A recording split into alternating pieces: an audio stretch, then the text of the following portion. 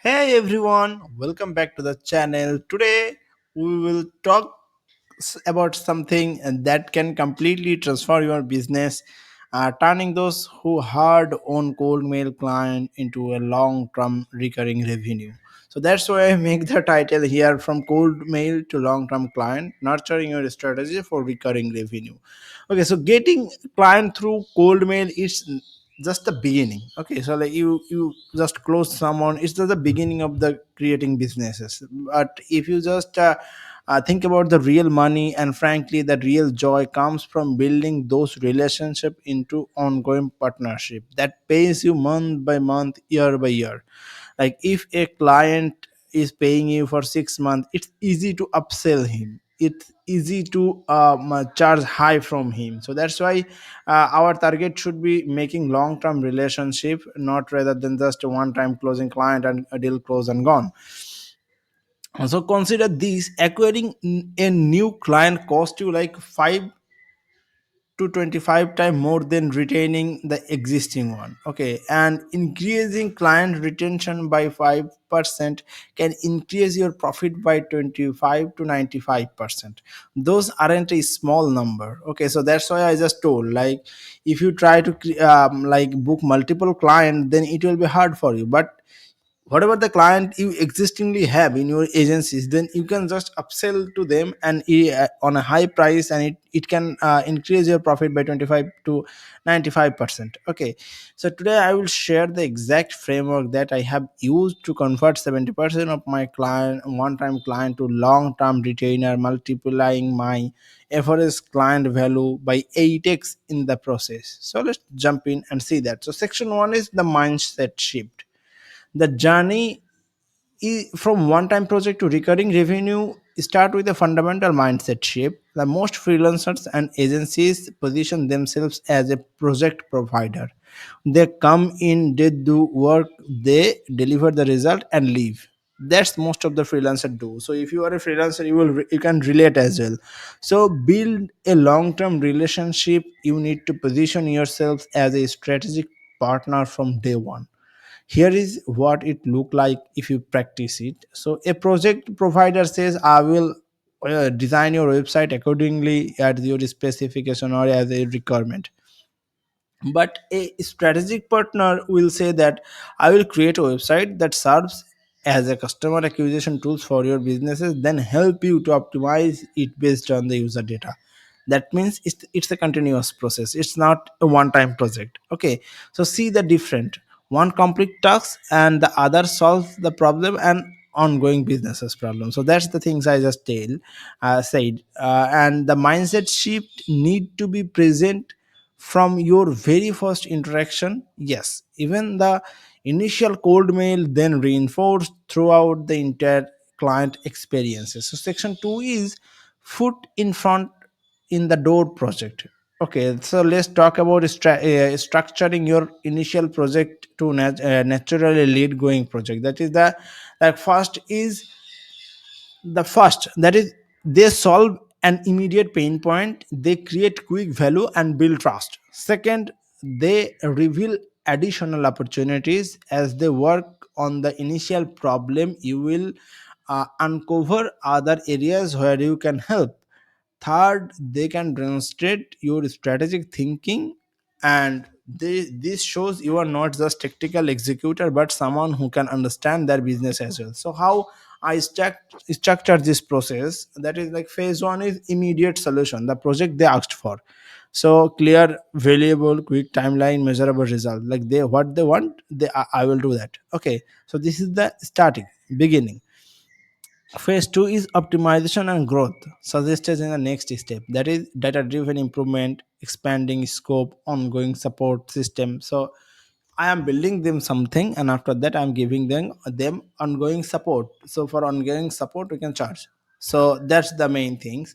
So I don't push for commitment for a two phase upfront.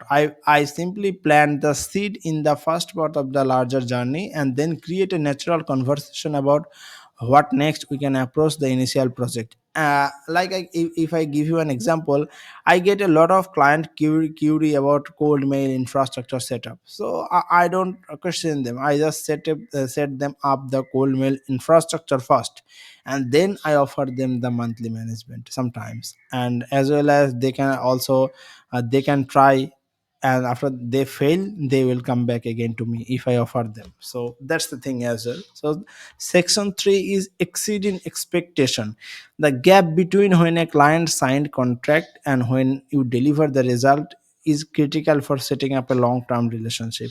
Here is my process for exceeding expectation during initial the project. First, create a detailed onboarding process that impresses them from the day one. Send them a welcome package and with a clear next step, introduce them to team and set up a quick regular check-ins. Second, that is deliver what I call progress gift, small unexpected deliverables that weren't explicitly promised, but you provide them additional value. So this could be a comparative analysis document, a helpful resources to the related industries, a template that can use they can for future work. Third is established communication rhythm that makes feel them prioritize. This including same days responses to the email, weekly progress reported, and proactive updates.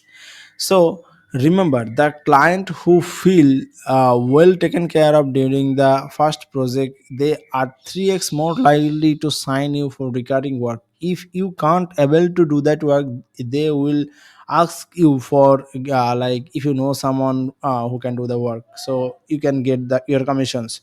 Your goal is to make them think, if this is how they treat me for a small project, imagine what they will do for a bigger engagement, right? So section 4 is the strategic delivery.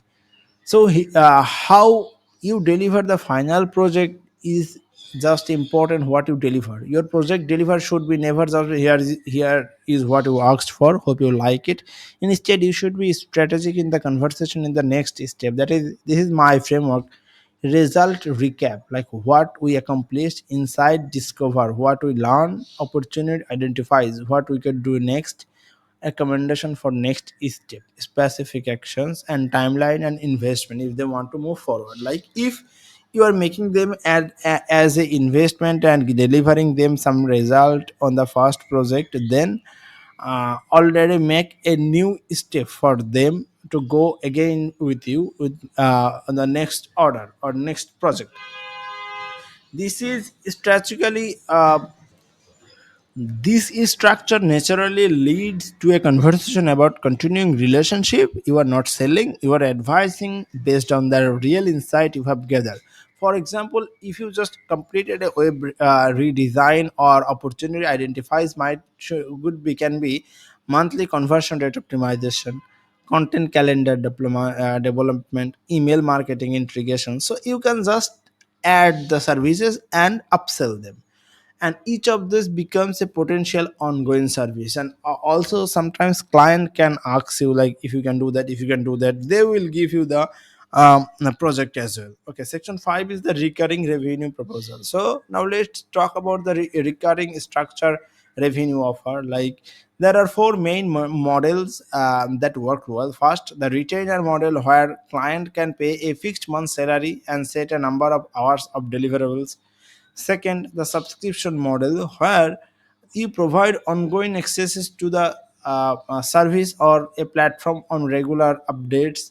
Third, the growth partner model. You have tie your compensate partly with the result you generated, like we did, and we also have monthly recurring revenue as well, a monthly retainer as well. So fourth, the maintenance plan, where you ensure the initial investment continue perform optimally.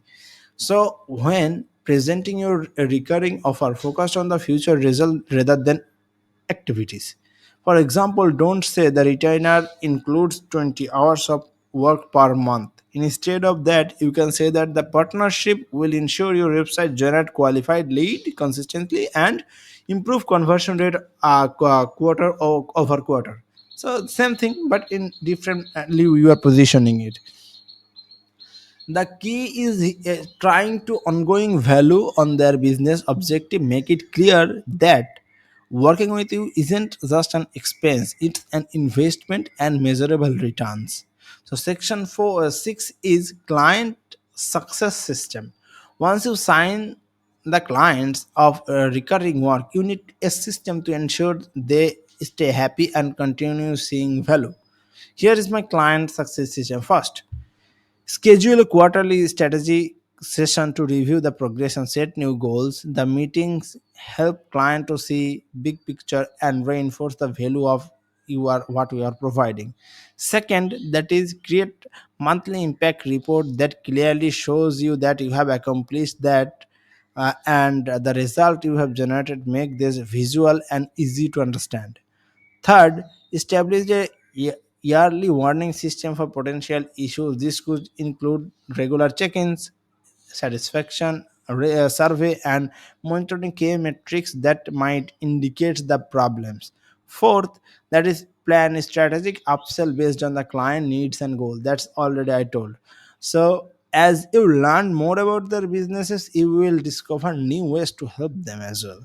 Okay, so and perhaps mostly important, that is become a trusted advisor by sharing their industry insight, connecting them with useful resources, and helping them by navigating challenges even once outside your direct scope of work. Section 7 is handling the challenges. Even the best system you will make, but you have get I am like objection from client. That is first, result plateau. When a initial improvement level off and the client start questioning value, the solution is establishing new baseline with a regular goal and occasionally refresh your approach with new strategy. Second, the champion change. When your main contact leaves the company, combat this by building relationship with the multiple stakeholder from the beginning and create detailed documentation of your work and its impact.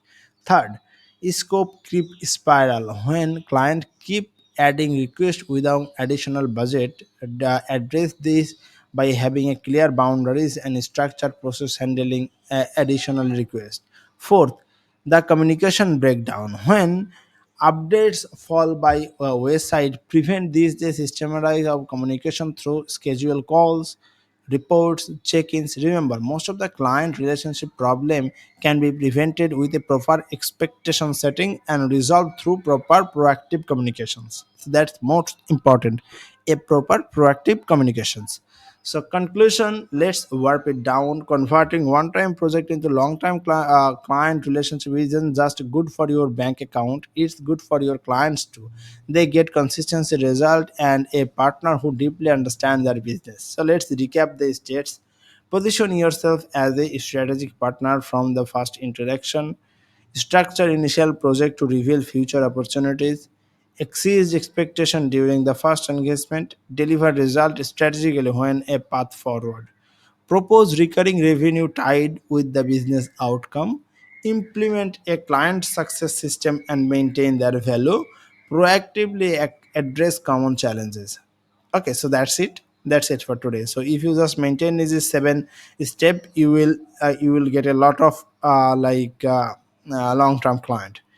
Using this framework, I have increased my client lifetime value from 3,000 from 24,000 dollar, and that's the power of nurturing one-time project into long-time relationship. I have created a client nurturing toolkit implementing the reports, retainer proposal, and the client success plan. So you can download it from my website.